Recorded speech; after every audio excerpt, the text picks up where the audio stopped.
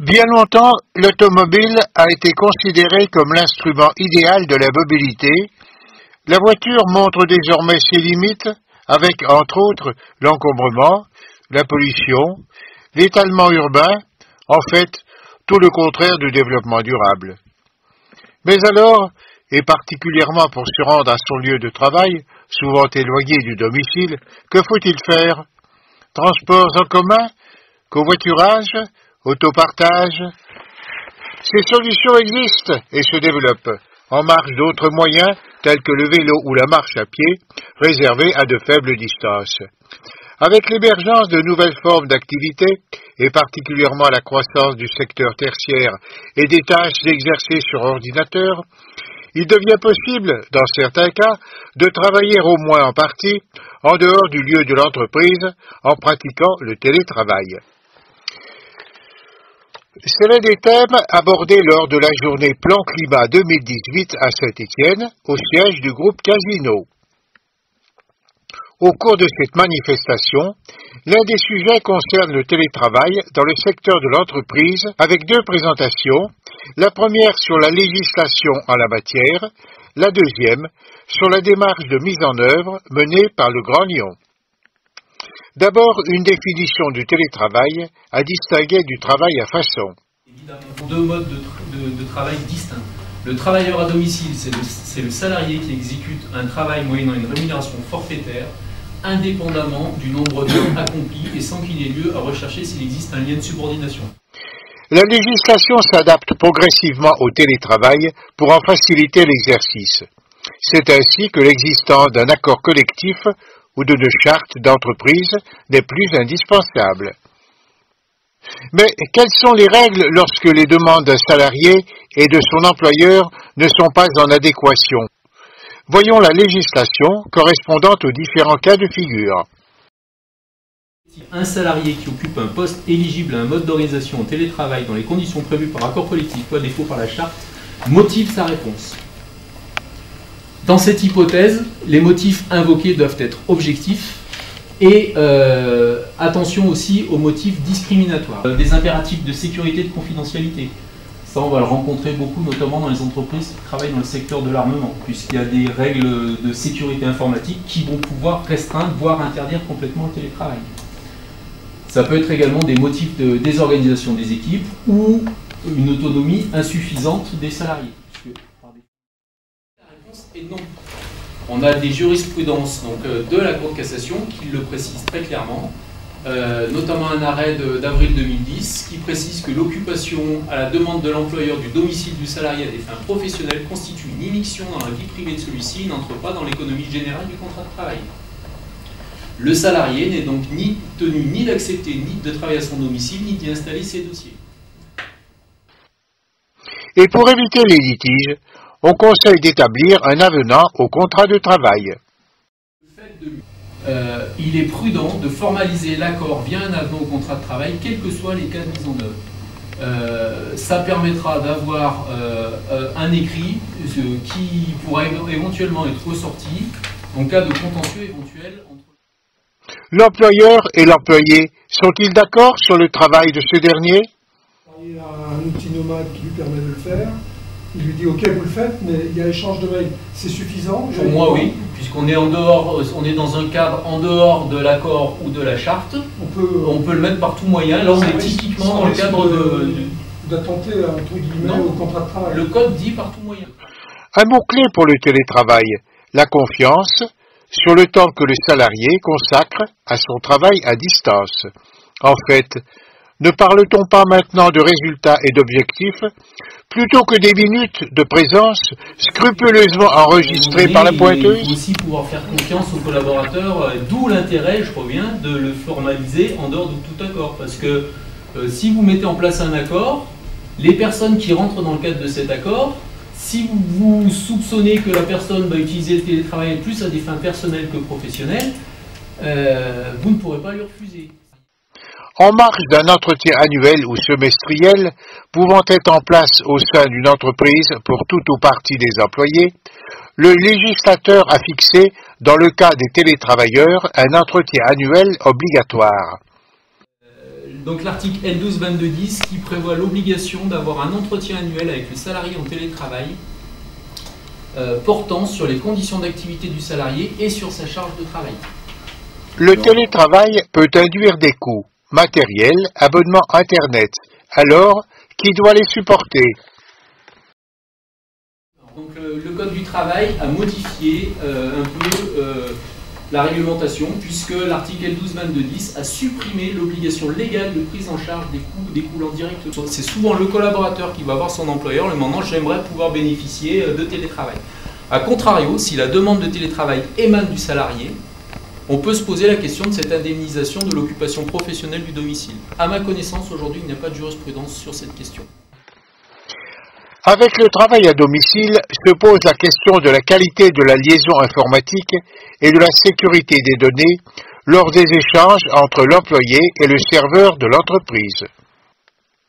Des espaces de coworking, pas trop éloignés des domiciles, une solution qui se développe en zone périurbaine ou dans les zones rurales. La tête du client, pour l'entreprise, c'est ingérable, alors qu'il y a des lieux dans tous les villages qui sont en train de se créer, dans toutes les zones périurbaines. L'entreprise, elle sait que ça va lui coûter 30, 35 ans. Et tout est réglé. À son employeur d'avoir une chauffage de sa pièce, soi-disant d'habitude il ne la chauffait pas, et il voulait une indemnité pour chauffer cette pièce-là où, du coup, il avait travaillé à l'intérieur. Donc c'est vrai que je pense que... Mais c'est l'intérêt des espaces de coworking, effectivement, qui sont en train de se monter en milieu rural. Donc à proximité du domicile. Donc là, c'est vraiment c'est important. L'un des risques du travail à domicile concerne les accidents domestiques.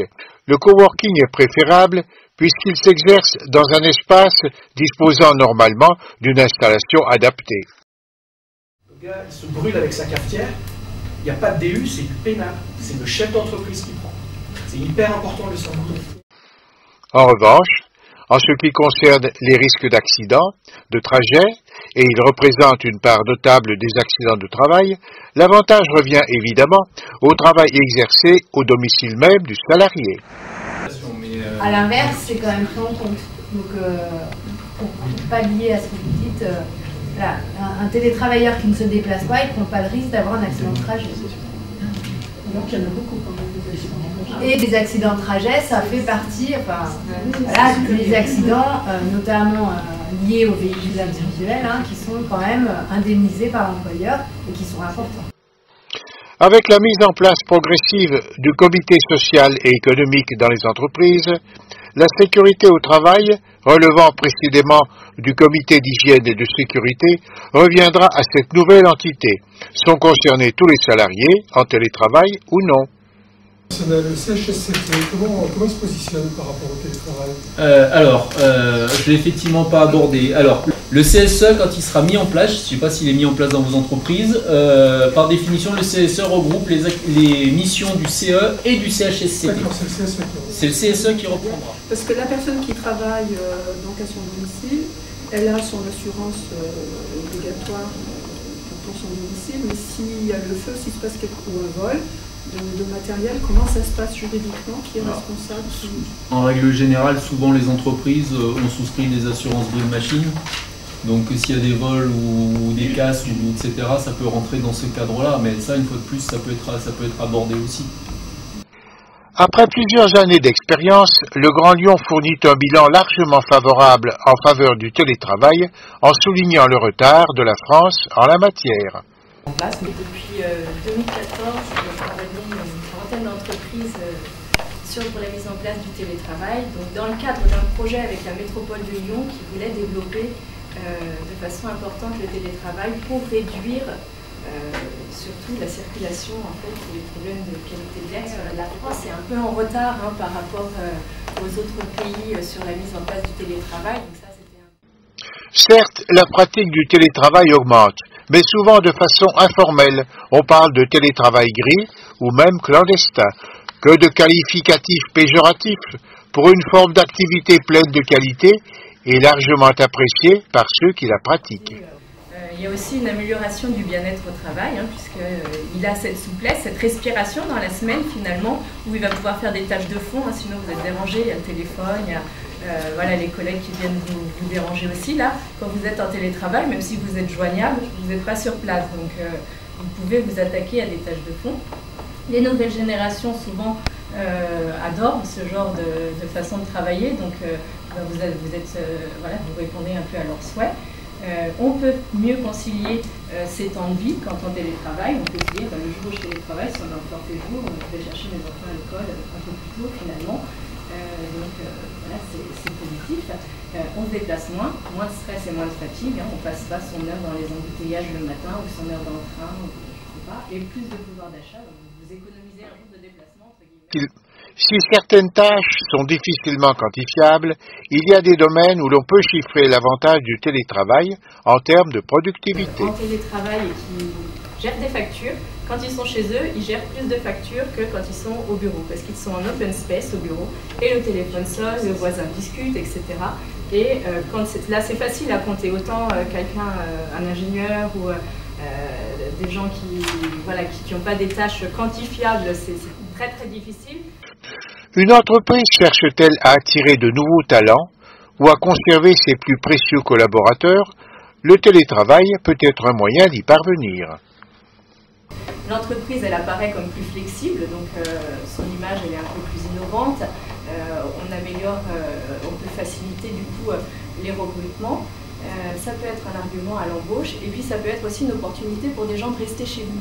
C'est-à-dire que si le conjoint déménage ou quelqu'un s'éloigne, finalement le domicile s'éloigne pour une raison ou pour une autre, s'il peut avoir 1 ou 2 jours en télétravail, cette personne il pourra rester chez vous, donc vous pouvez garder des bonnes compétences. Certains maires et responsables locaux déplorent de voir leur commune périurbaine se transformer en dortoir et facilitent l'implantation d'espaces de télétravail pour revitaliser leur ville ou leur village. Une mesure qui profite certainement au commerce local, voire à l'installation de nouveaux habitants. Donc du coup, il y aura un peu plus de vie sur votre territoire. On a tous l'image de ces banlieues dortoirs. Si on laisse finalement des gens dans la banlieue dortoir, ils vont bouger un peu, faire des courses, vivre. À Lyon, le télétravail s'inscrit dans le plan de mobilité autour de 2 pôles géographiques, le couloir de la chimie et la Pardieu. Typiquement chez Solvay, ils ont fait à la fois la qualité de vie au travail, le droit à la connexion et le télétravail dans un même accord. Chez EDF, ils ont travaillé là-dessus en même temps que sur le passage au forfait-jour. Donc parfois ça peut être englobé dans d'autres négociations. Et l'enjeu RH, c'est vraiment, comme on disait tout à l'heure, la meilleure articulation des temps de vie, moins de stress et moins de fatigue. On souligne des conditions de succès pour la mise en place du télétravail, dont la confiance partagée employeur-employé et les moyens pour éviter que le salarié ne se trouve par trop isolé, principalement en limitant le télétravail à quelques jours par semaine, en privilégiant le tiers-lieu, le coworking. On a aussi un plan de mobilité interentreprise. Alors une zone difficile d'accès en transport en commun, la zone de la vallée de la chimie, et puis une zone la mieux desservie en transport en commun qui existe, qui est la Pardieu, mais où on a une problématique foncière qui est quand même importante parce que l'espace coûte très cher finalement, et ce sont des entreprises en pleine croissance qui sont là-bas, donc il faut qu'elles réfléchissent à un autre mode de fonctionnement du travail et des travaux jusqu'à 2021. Donc le télétravail, c'est un amortisseur social, comme je disais par exemple en cas de travaux, mais aussi en cas de déménagement. Si votre établissement déménage, vous pouvez peut-être avoir une petite compensation finalement pour vos salariés en leur accordant 1 ou 2 jours de télétravail. En matière de télétravail, comme dans d'autres domaines, rien ne vaut une période d'expérimentation.